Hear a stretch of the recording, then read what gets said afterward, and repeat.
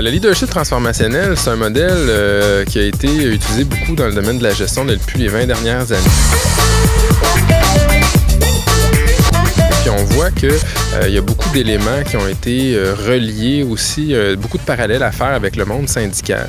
Donc, qu'est-ce que c'est essentiellement un leader transformationnel? C'est un leader qui va faire en sorte que les employés vont transcender leur intérêt individuel pour mettre l'emphase davantage sur les intérêts collectifs, les intérêts de l'organisation. Donc, vont penser un petit peu plus à la collectivité que à leur propre personne.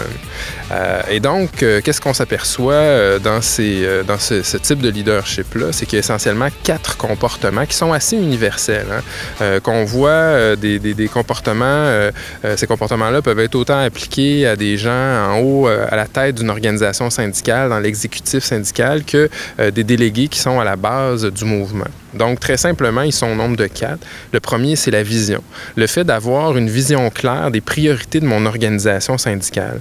Le fait de véhiculer cette image-là de façon positive, de transmettre cette information-là, d'être une courroie d'information auprès des membres.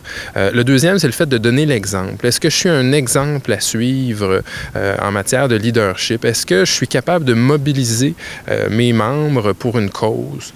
Troisième point, c'est le fait de challenger les idées.